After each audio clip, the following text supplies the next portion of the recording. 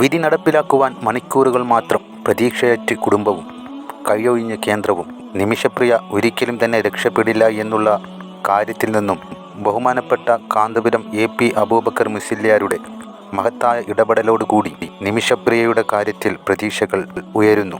16-ാം തീയതി നടക്കാനിരുന്ന നിമിഷപ്രിയയുടെ വധശിക്ഷ നീട്ടിവെച്ചു.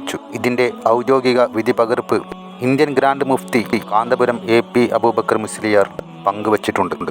ആദ്യം കൊല്ലപ്പെട്ട തലാൽ അബ്ദുൽ മെഹദിയുടെ കുടുംബം 9 കോടിയോളം രൂപ ദിയാപ്പണം നിഷേധിച്ചിരുന്നു.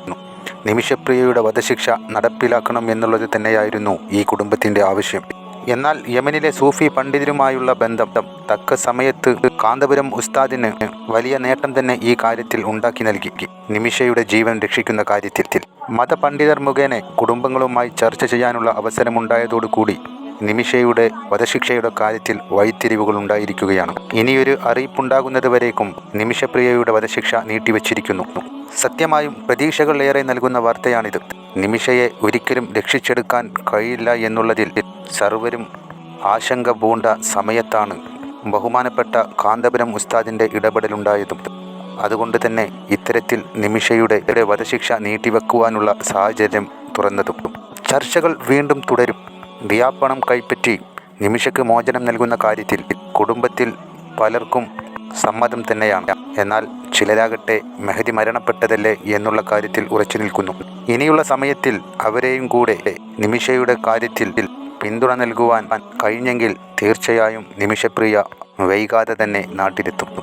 ഈ അവസരം AP അബൂബക്കർ മുസ്ലിയാർക്ക് നന്ദി പറയേണ്ട സാഹചര്യമാണ്. തീർച്ചയായും ഉസ്താദിൻ്റെ ഈ ഇടപെടൽ ഇല്ലായിരുന്നെങ്കിൽ ഒരിക്കലും തന്നെ ഇത്തരത്തിൽ നിമിഷപ്രിയയുടെ വധശിക്ഷ നീട്ടിവെക്കുന്ന ഒരു സാഹചര്യം ഉണ്ടാകുകയില്ല.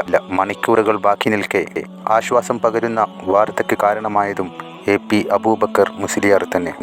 ഇതിൽ ഇടപെടാനുള്ള കാരണത്തെക്കുറിച്ച് ഉസ്താദ് പറയുന്ന വാക്കുകൾ കേട്ടു നോക്കൂ. യമനിൽ ഒരു പെൺകുട്ടിയെ തൂക്കിക്കൊല്ലാൻ തീരുമാനിച്ചപ്പോൾ നമുക്ക് ഒന്നും ചെയ്യാൻ സാധിക്കുകയില്ലെങ്കിലും അവിടുത്തെ പണ്ഡിതന്മാരുമായി ബന്ധപ്പെട്ട് ഇസ്ലാമിൽ